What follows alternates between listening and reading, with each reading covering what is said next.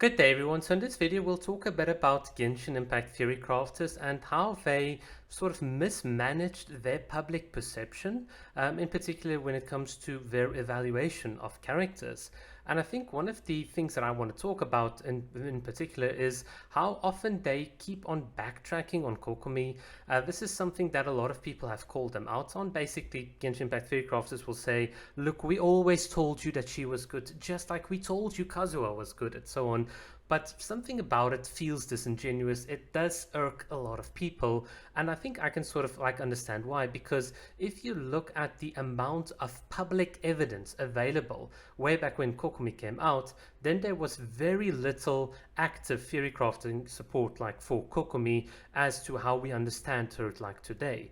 And this is the thing that I want to sort of unpack. Now, you might say that theory crafters were, in their random little Discord and paywall Patreon spreadsheets or whatever, they sort of like did and tested and said Kokomi was good and so on. That none of that matters.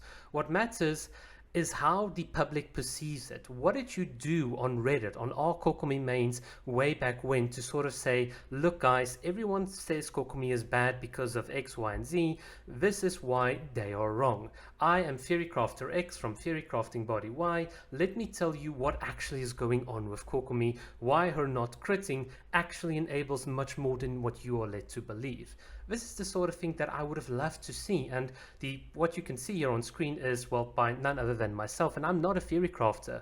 Way back when, here on, I think it's like October, 5th of October, whatever, I put out the piece explaining exactly this idea of role compression and consolidation that everyone keeps on throwing around these days of Kokomi, and it's so clear that this type of analysis was absent from the theory crafting community in a widely accessible public forum. Instead, we did have the usual Kaching mains before you wish and some other videos as well, and to be honest, when you look at the video, this is supposed to be like a representation or a summary of thoughts of what the guys at KQM would sort of think. You can clearly see that if you watch the video that there was a disproportionate focus on her lack of ability to crit. This is pretty much the prevailing thing that a lot of people hopped onto the sort of like YouTube platform. A lot of the content creators said, "Ooh, Kokomi does no damage." A lot of people, well, in this KQM video at least as well, kind of dismissed her abilities being replaceable. Who needs healing when you can just sort of eat food in the overworld? A lot of surface level discussions. Kokomi is a hydro catalyst, and catalyst can carry thrilling tales. It's like people never give you the real details that you want. There are no real sort of like showcases as to how you should properly use it, how you should rotate, position, alternative team comps. In fact, what I saw here from the KQM like little video was literally just this. She just does not have enough hydro to enable Xiangling. No, literally, I'm not kidding. And this exact same sort of sentiment was repeated on another public like forum you can see here on our Genshin Impact, where one of the things that the guy complained about is that Kokomi is not that good with Xiangling. You can clearly see that there was a bias in the game towards doing damage at that time, and we'll unpack now exactly what people miss about on Kokomi, but I just sort of want to highlight this a bit more. So listen to this little piece here on the it says 12th of October here on YouTube from the guys on the KQM like sort of roundtable podcast. Just listen to this little short clip. I don't want people to get the idea, oh, Kokomi is actually good, because to be honest, she's not. She's good at what she does. Yep. But what she does is not that useful. So there you can listen, like people have a roundtable podcast. They've got videos highlighting what all the other content creators say. Some random people also sort of make up problems for Kokomi, and whilst on the surface of it, it looks good, the testing here was not thorough enough if you read through it. And if you note, and I want to point this out because once again it's public perception, if you sort the comments on this old little video here, you can see that even 11 months ago someone kind of pointed out and said they were talking down on Kokomi hard as shit just to backtrack later. It's like that public perception is not going to go away. People genuinely at that time, Theorycrafters at that time, did not fully understand why Kokomi was so good. And what do we mean by this? Well, one of the biggest giveaways for me that people kind of started backtracking on Kokomi was the gradual shift in their opinion. So this is something that no one can really deny.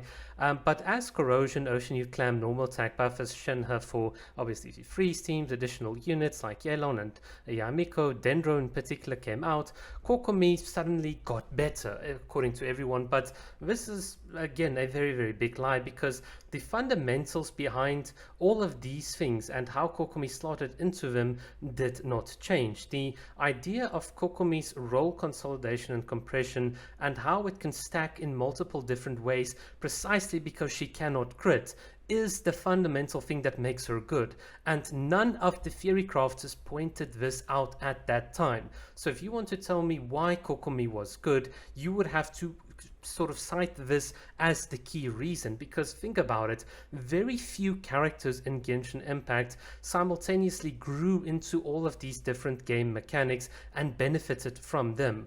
And it's not that they benefit or they got better, but it's more so what was in their kit fundamentally that enabled them to take advantage of these things and potentially even new game mechanics that might come on down the line. And I want to point out that this is exactly what we covered in this unedited sort of like article that I sort of wrote when Kokomi came out on the 5th of October. We pointed out role consolidation. We pointed out that because of her inability to crit, it enabled her to do 4 things simultaneously that a lot of other characters cannot do without giving up or compromising in some sort of area. And the natural consequence of that is that if you can do all 4 of these things like heal, buff, so this is like with the off-field Hydra applications, tank, deal damage, that your character would enable you to take advantage of more game mechanics than, for instance, let's say a pure like DPS character and so on. And this is what made Kokomi good. It should be apparent that Kokomi fulfills multiple simultaneous roles in the team. And yeah, this is just kind of the thing that I want to sort of point out. If people did not understand fundamentally why Kokomi was good at that time, and they want to backtrack and say, but we told you Kokomi was good, then please call them out on it, because you genuinely have to understand how Kokomi worked. And look, by the way, this is not just me at that time making up crap. There were other people as well, like Xenox and some other YouTubers, that also pointed out in a similar vein ideas like this. And collectively, we all sort of came to this idea of role consolidation and compression, and that is what made Kokomi good. People mistakenly interpreted it as being a jack of all trades, master of none. That's not really what it is, because if you're a jack of all trades, that means nothing if the different things that you can do don't stack with relative to each other or with the abilities of someone else. So this is the key little thing that people kind of miss with that little analogy. And this is why Kokomi arguably was such a good character. Now, was she meta defining like the top of the pyramid at the time when she came out? No. But did she need to be? Did she really need to be competitive in a field where a lot of the game conversation was dominated by damage? Well, no. If she was, then people could always just say, well, character X does more damage, and then they sort of write her off. And this is the big problem. If you did give Kokomi the damage to be competitive, well, now you have a character that just pretty much kind of power crept the whole game, which is also not kind of healthy. So you guys can see that there's a lot of nuance into thinking about the philosophy of what Kokomi was as a character, what was her intended design, how she actually plays an atypical role of being like this sort of generalist that can fit into many teams, certainly very novel for the time in Genshin Impact. And this is just my sort of plea. If people really love the character, or if theory crafters really claim that she's as good at as they sort of now claim that she is, then please just point out. I'm happy to stand corrected on this, but please point out to me the actual public evidence where people at that time understood the real fundamentals behind the character. Yeah, I'm sort of like getting tired of this, but you guys understand why I'm so passionate about Kokomi and why it's just irritating for me when people kind of pretend otherwise, when it was clear that everyone kind of sort of hated her, except those of you that watch my channel, because we obviously loved Little Fish. So yeah, that's it from my side. I do think this is a deep lesson in how people should be careful of managing their public perception, how Genshin Impact Theory Crafters should sort of abandon the little arrogant attitude and just be like Zyok. Zyok's kind of put it very eloquently. Kokomi was always good, we just didn't understand at that time exactly all of the mechanics. And I thought that that admission by him was like really genuine. It was like such a nice thing to hear, because it's like, yeah, you know, we were wrong, but in a certain sense, you know, we now kind of understand what are the type of things that we do need to be looking for. All right, enough talking from me. You've listened enough. Have a good day. Cheers.